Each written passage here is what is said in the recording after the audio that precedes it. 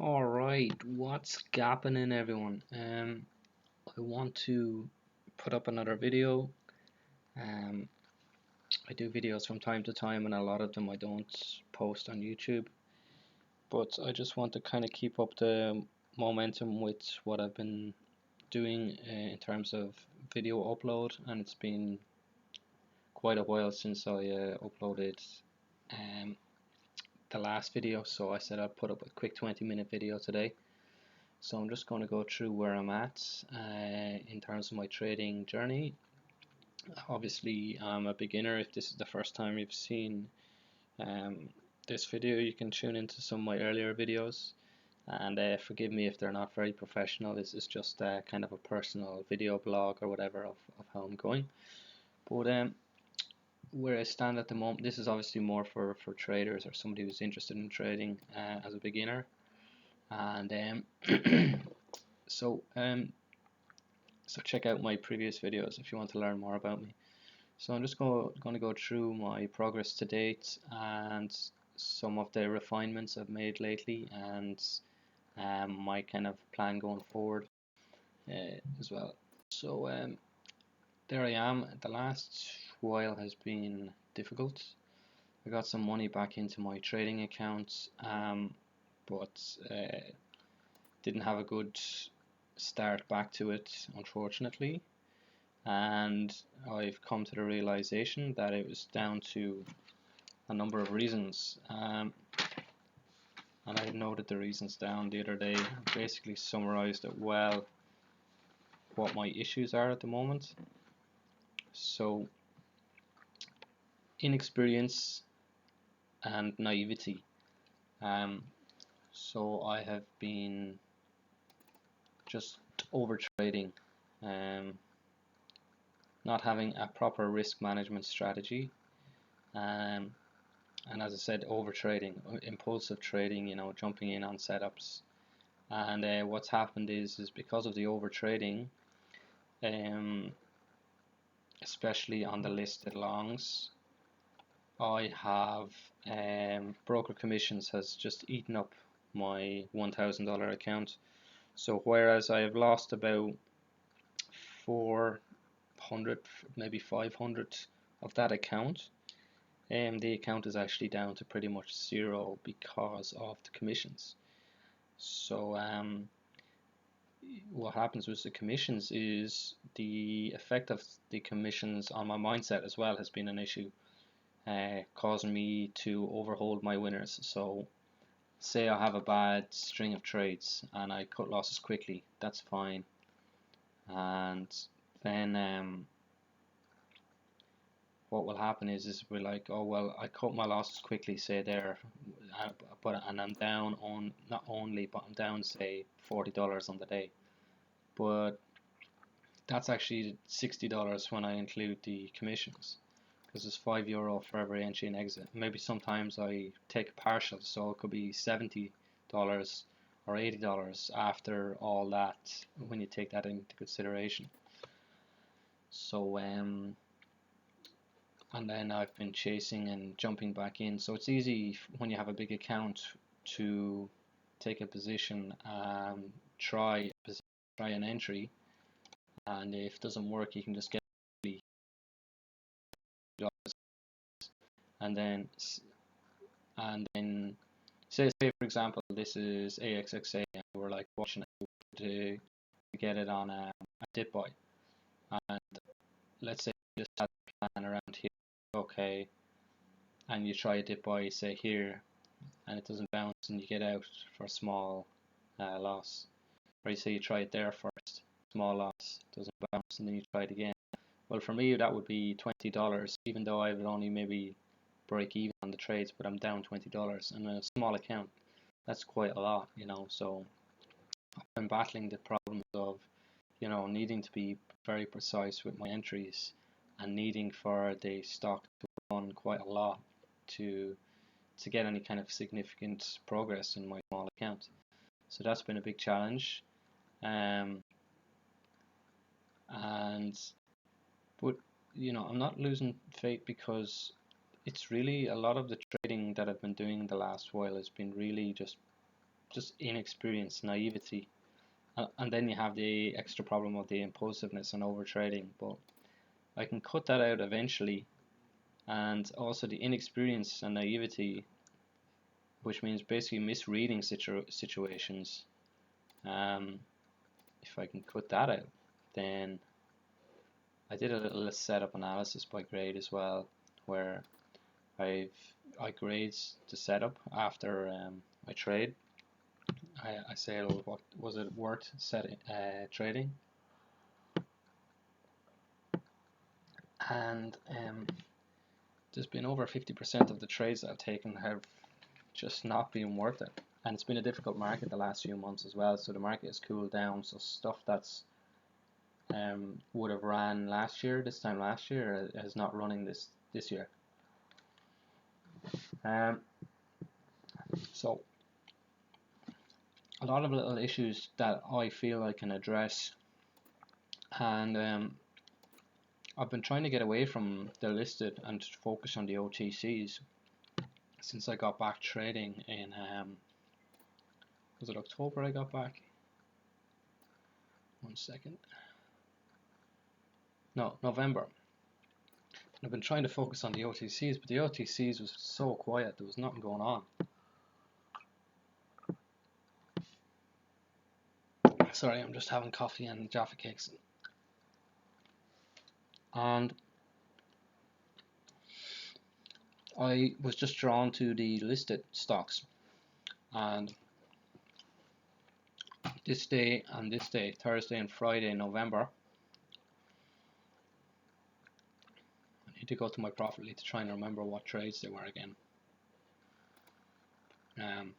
But you can see for a small $1,000 account, taking a loss like that and that, there's no one else to blame.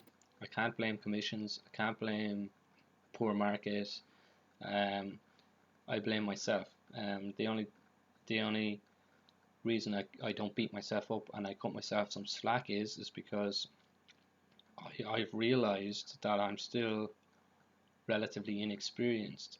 I started trading with real money in March 2020, and last year was just a what would you call it? A bit of an outlier year. So I was watching the market in 2019 as well. So it's kind of maybe gone back to somewhere between what it was like in 2019. But I find with trading is when you're a beginner, you do need to see a good couple of years of the market and how it cycles to kind of get a grasp on everything. And I was coming back to it in October, all excited, when things had kind of just cooled off completely. Sorry, I was coming back to it in November, and so things would spike, and I would buy the second as it had legged up, and I would be looking for a further push. And this is purely long biased. I'm not really trading short at the moment, but and it wouldn't go any further, and it would dump down on me. And I was finding I was getting into areas where I would be buying in a chop zone, looking for further, when it had already kind of gone as far as it could on that day, and it would maybe surge up quickly, but would kind of trick longs. And I was finding I was getting sucked into those setups where it would look really enticing, but then just dump down on you really fast. So that was an issue. But these 2 days was what messed me up on the month. So basically, you can call that week break even after commissions. You can call this week a minus, maybe could easily have been minus 500, minus 550 after commissions. So that's all of a sudden my account was down to 400, and then this week is pretty much a negative as well when you take into commissions.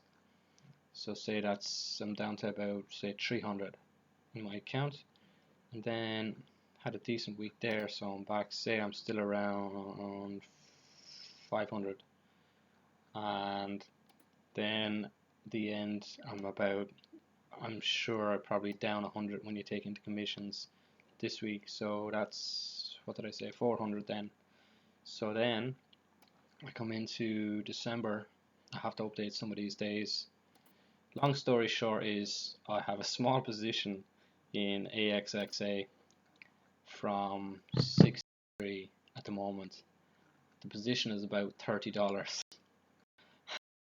I was actually up a decent percentage at this point, and I was still down when you take into consideration commissions. So, I mean, it's just obviously I'm just turning up, I'm showing up at the moment, and in my own life outside of trading, and trying to gather the money together to get 500 back in the account. Ideally about 2 grand, but realistically, if I have 500, I'll probably go back in with 500.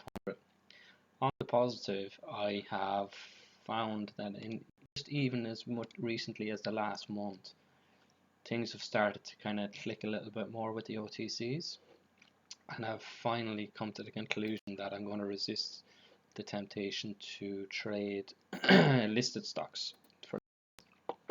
So it's going to be purely OTC focused, and thankfully the OTC market is kind of heating up. There's plenty of runners at the moment, so meaning I can just sitting bored with my mind. There's actually stuff to look at, stuff to see, and take advantage of. So it's just a pity I kind of messed up in November, and I am where I am, but it is what it is at the moment. But I found some of my entries and so on these plays have not been good, but the feedback that I'm getting from it is like, I should be more patient there. For example, here on OWUV, I think I bought here. I bought here. So this is where my account was nearly gone to zero. So I'm kind of like at the case where I almost don't care what happens with my position. That arrow there is just, I didn't take a trade there. I think that would have been a brilliant entry point in the early part of the. Anyway, it ran this day, one day, two big second green day. So on the third day, it came down, and I was like, oh, I'll try and get a dip and for a further push. But I did get in on the dip right here, and I was watching it, and then it did this little perk to 17, and I bought that perk, and straight away it's back down. So obviously I should be cutting that straight away and be like, no, it's too soon here, it needs to come down and kind of rest, consolidate more. But I'm kind of learning that now with OTCs, is that sometimes it's a couple of days before they kind of wind, and they'll find the support. So it actually just came all the way down to 10. It'll find a support, and then it'll start to kind of come back up and find a little kind of channel, consolidate, and then it'll start to kind of either choose a direction. So like for example, there's a good video I was watching yesterday. I think Jack is probably, and obviously Kyle and Matt as well, some really good guys to be listening to learn about OTC stocks.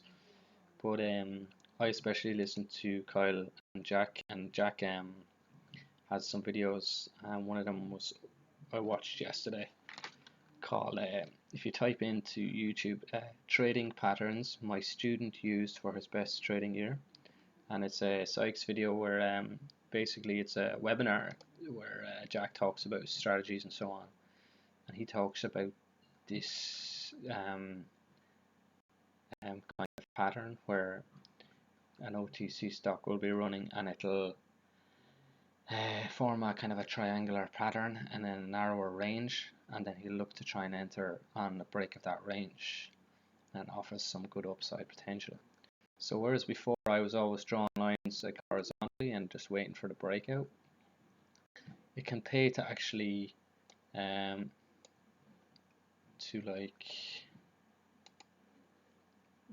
draw like wedges and stuff. So maybe that's one there, but that kind of stuff, and then you can get in before the actual kind of top previous high, and volume is a key indicator as well. But basically Jack Kellogg, he stuck to OTC breakouts, OTC panic dip buys, OTC first green days, and that's what made him his first 100,000, and he still makes money on it, on these three strategies all the time. So probably bread and butter setups. I know he trades listed now as well, to the long and short side, but you know, I'm now focused solely on the OTCs. So it's about knowing how to read the volume as well. When the volume dries up on the selling side, the market makers or whoever or promoter is going to start manipulating the stock back up again. So it's about reading volume as well, and just level 2 as well. But yeah, Jack focuses on the 7-step framework, and he advises to watch the Sykes Penny Stocking Framework DVD as well. So if you haven't got that, then that would be worth purchasing and watching.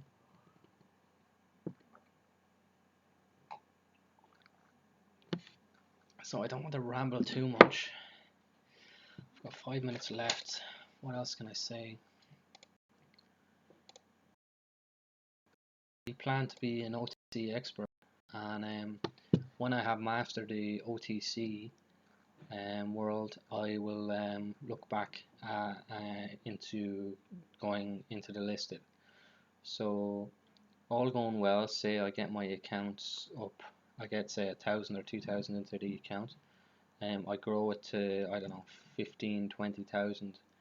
At that point, I will keep an eye out for some some listed setups to trade. Like I am still tracking listed setups, and I have like some stats from 2020, and I'm now gathering some more stats on the listed gappers, and it seems to me like the moment, like obviously it's favoring short selling, whereas a lot of these things are just fading back, although there's been quite a few now that are showing some life on the long side as well. So I'm just kind of gather information on this and see how they compare maybe to last year, and just get a little bit more better at collecting my data and my process in general. So there's a lot of work involved, but the main thing I need to focus on now is the OTCs, and only trading, like only taking maybe 3 to 4 trades a week, and solid setups where you're almost sure you're going to make money or only lose a little bit money.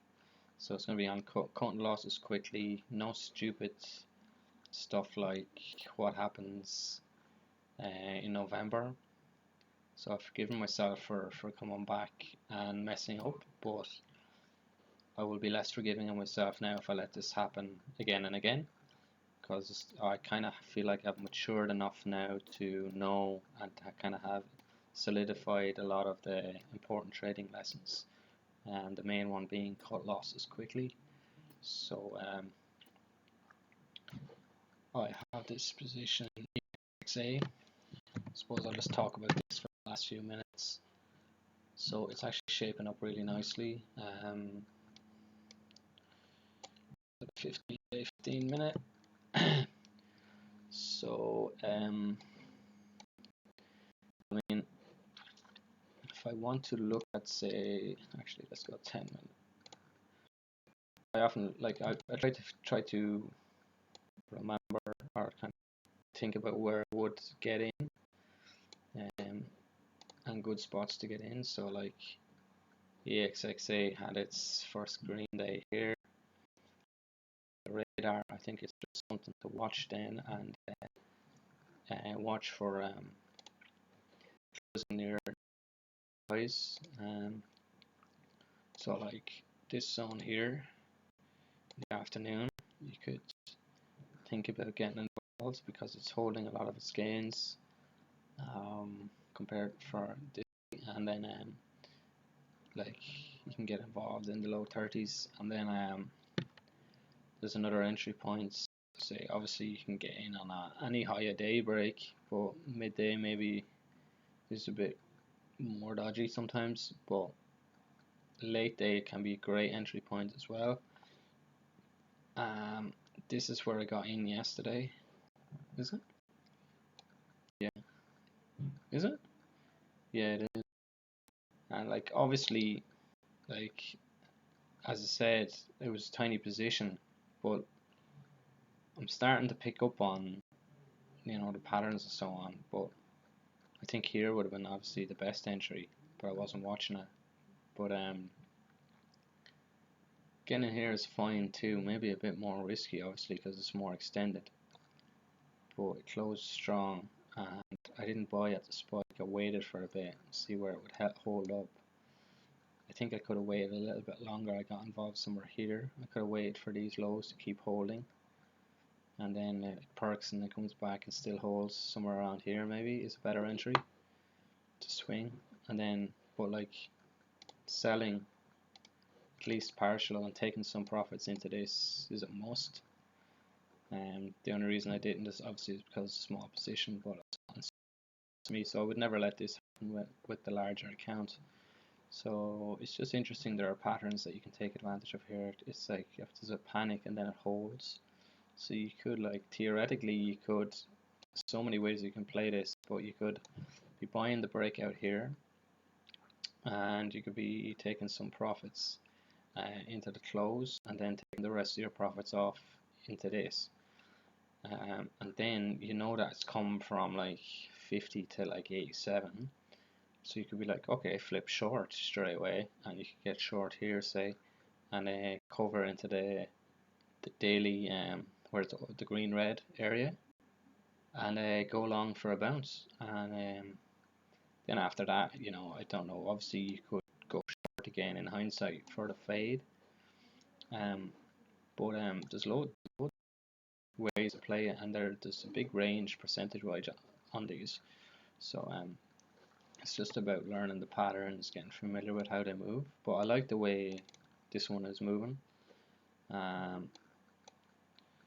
And OWUV has kind of moved nicely as well recently. So they're the Metaverse plays. Volume is drying up a little bit on that, but it's still holding its general kind of trend. So hard to know whether it be green or red day on this one. I think it's going to go sideways for a bit and start kind of having a couple of green days maybe, or a big green day. I think it has a little bit more in it, but AXXA is similar. It's a former runner, but the volume now is huge compared to back then. So this Metaverse is the big thing. So I think this has some room in it for more upside. So I think you can go to, like, if you look at OWUV, it went to from 5 cent to like 26 cent. So if AXXA is to do even half that, it'll break 10. So I'm hoping that something like that will happen and get me back into the game. Even if I have 100, 200 quid in my account, I think with what I've learned, I could potentially get back up to the account, back up to 500, get back up to 1,000, and grow the account. But if it doesn't happen, it doesn't happen. I'll just lodge money into the account. But hanging in there with AXXA at the moment anyway. That's pretty much it. So I'm just been making sure that I'm tracking all my strategies as well. I have this spreadsheet. So some work I've been doing recently is defining the setups. So OTC first green day, big percent gainer with volume. Should be up, holding gains. So that's coming from the School of Sykes, is how he plays them. Then there's the first green day reversal. I think it's number 5. I must double check that. It's where it's down here, for example. It's been coming down, and then you get in here on the first green day reversal. You're the backside of the move.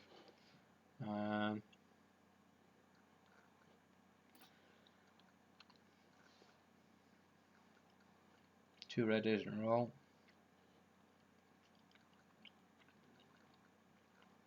HMBL was an example actually.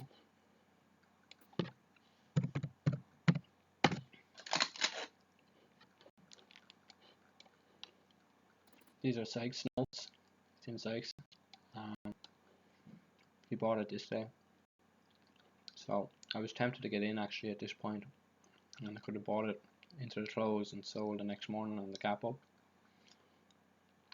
So there's still room on the backside for